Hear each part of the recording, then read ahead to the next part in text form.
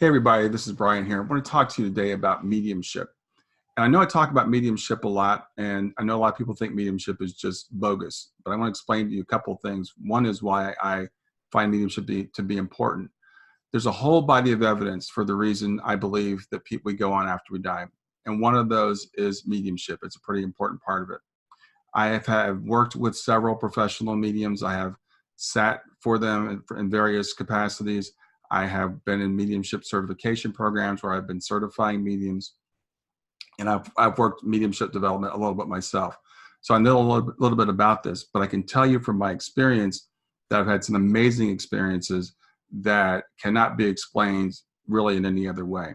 I'll give you a couple of really quick examples. Suzanne Geisman was at our house last week, and Shana drops in on Suzanne all the time. And Suzanne will call us up sometimes and tell us that Shana said this or Shana said that.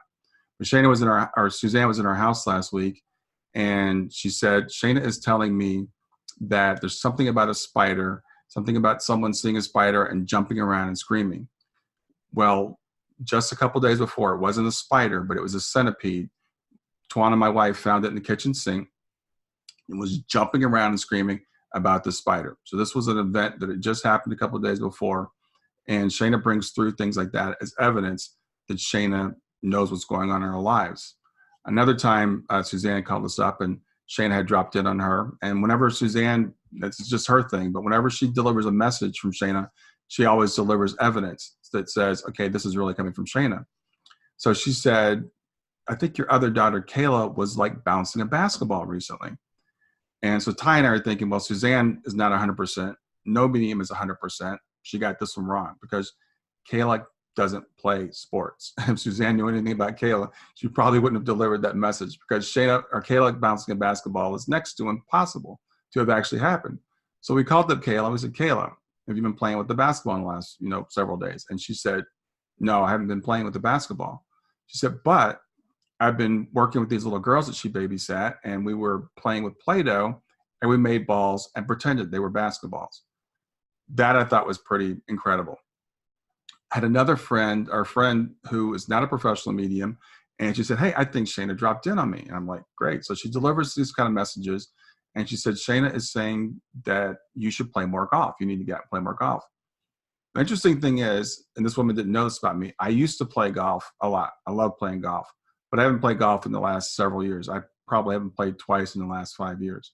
So when she said this, I'm like, that's interesting that Shana would say that. But then I remember the day before, I was having a conversation with my wife, and we were talking about golfing. And I was saying, I don't really have time to play golf right now, but when I get to heaven, I'm going to play more golf. So Shana delivers this message that I need to get out and play more golf, like the next day, through somebody else who lives in, I think she lives in New Jersey. There's no way she knew anything about my conversation. So those are some of just a couple of the experiences I've had with mediumship that can't be explained through the traditional things that skeptics say mediums use. Now, some mediums do use these techniques, by the way. There are fakes. There are bad mediums. So fakes will use something called a hot reading technique, which means simply they look up information about you. So when you book your reading with one of these mediums, what they'll do is go look up information about you and just basically feed that back to you. There's a technique called cold reading, and that's where the medium basically assesses you, maybe based on your age, on your gender, your race, etc., and trying to puts together things that you might commonly happen to you. Like, for example, for me, they could look at me and say, 50-something-year-old guy, good chance he has a parent in spirit. Let me take a guess there. If he doesn't have a parent in spirit, I'll move to grandparent, because surely he's got a grandparent in spirit. So they'll do things like that. They will feedback on your microfacial expressions. So they'll look and see whether you're kind of going along with them or not, or whether you're kind of nodding, maybe inadvertently shaking your head no. And they get really good at this, and they can use cold reading techniques, I should say. So these are things that a not very good medium might even do inadvertently. They may not realize they're doing it. So there are kind of mediocre mediums, medium mediums. There are good mediums who I would say are probably 50, 60, maybe 70% accurate. And then there's a handful of mediums that are like off the charts. And I've met in my my time working with mediums, I've met like 3 people like that who are close to 100% accurate, who deliver crazy good, information, things that are just, like I said, things that are going on in your life right now, details about your loved one that no one could possibly know, that you might even have to go look up. And they're, like I said, super accurate. I know about 3 of those people, and the interesting thing about what they have in common is they were all, I would call, born mediums. They've been seeing spirit, usually objectively, actually all 3 of them objectively, since they were young. They've been hearing voices. They're not people who have developed as mediums, and that's my experience. I'm not saying you can't get there if you don't have that, but that's been my experience. So when you're with the medium, your expectations should be, like I said, 60% accurate is probably going to be pretty good. So why is that? Well, you might think when a medium is trying to connect with your loved one that, okay, that person, they see them objectively walk into the room, sit down in front of them, and start telling them their story. So they would say, I'm Brian's grandfather. I was a pastor. I pastored a large church in Columbus, Ohio. I started a Bible college. I had 8 children, and I carried a pocket watch. I spoke German, and I kept notes in a notebook in my study, something like that. That would be amazing. That's not how mediumship works, at least not for most mediums. Again, I've talked to a lot of mediums, and for most of them, they get very, very vague impressions. So I was talking with a guy who's a really, really good medium, and he said, Brian, it's just like my imagination. It's like if you sit down and try to clear your mind as much as you can, close your eyes, and the thoughts start coming in, and I just deliver those thoughts. I don't know whether they're right or not. I would have no idea unless I got feedback from the person that I'm talking to. And I'm always amazed when people say, yeah, that's right. That's right. So I've been through some mediumship development, and I've had people say, try to connect with my son. For example, I was in this one session, and so I tried to connect with this woman's son, and I got this impression. I thought of what I thought he looked like. I thought of what his personality was like, and I actually got his personality right, which was pretty good. But I mean, he was a teenager, so it wasn't super hard. But I got his personality right. And as part of this exercise, the medium who was leading it said, okay, now what we're going to do is you're going to hold out your hand, and this person in spirit is going to drop something in your hand. What is it? So in my mind, I saw a yellow rose. So when it was my turn, because it was a group setting, when it came to my turn to say what was dropped in my hand, I said it was a yellow rose. And so I tried to interpret that. I said, yellow rose, it probably means Texas. So maybe you have a connection to Texas. And I think the woman actually did have a connection to Texas, but it's not like she lived there or anything. So it wasn't a super great hit in that regard. Then she goes, wait a minute. She goes, yellow rose. So my husband gave me a yellow rose like a couple of weeks ago or a week ago. And I've been carrying her in my car. I think I threw it away. And then she goes, no, wait. And she bends down and she reaches to the floorboard. She picks up a yellow rose and holds it up in front of the camera. And that was amazing. And I can tell you, I've tried to do mediumship development before. I've had a couple of things like that, only a couple. Usually it's wrong, but it's just like my imagination. So let's try this. So I would say, just have describe my paternal grandfather, but imagine, say, my paternal grandmother. So what do you think she looked like? What do you think her name was? What do you think the cause of her death was? What would she like? So now hold out your hand in your imagination and imagine her, this woman that you're picturing in your mind, dropping something in your hand. Now you probably imagined a person, what that person looked like, what they dressed like. You probably imagined a name. You probably imagined the cause of death, and you imagined something dropping in your hand. Now the thing that's different about mediums is that imagination is a lot of times right.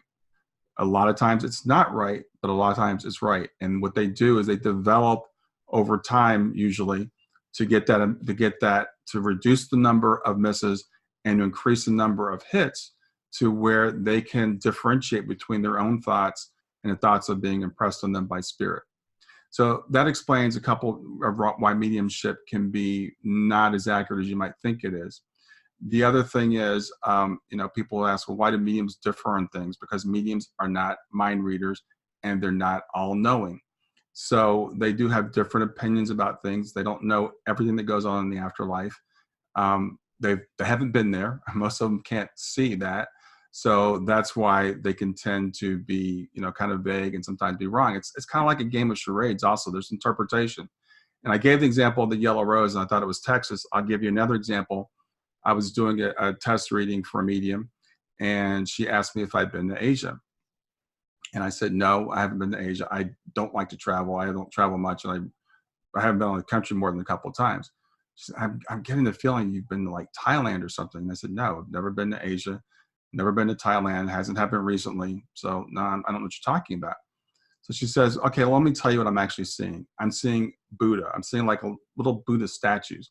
So I assumed it meant something, you had a connection to Asia. Well, it turns out that since my daughter had passed and Shayna had passed, I had collected a bunch of Buddha statues, kind of not even really intentionally. I just started being drawn to them. And I realized at the time, I think I had like 4 or 5. I had one on my deck, I had one on the TV, one on my meditation altar, one in the foyer. So I had all these Buddha statues I've been collecting. That, I think, is what Shayna was impressing on her, was the fact that I've been collecting Buddha statues, not that I've been to Asia. So sometimes a medium will get something, they will try to interpret it, and they'll get it wrong. So that's why mediums, again, can seem kind of vague and why they can be wrong. So when you go to a medium reading, and I've been, as I said, many, you should expect a certain amount of evidence, things that are concrete, and you should expect a message from your loved one, because that's what you're there for. You're not just there for the medium to list a list of things.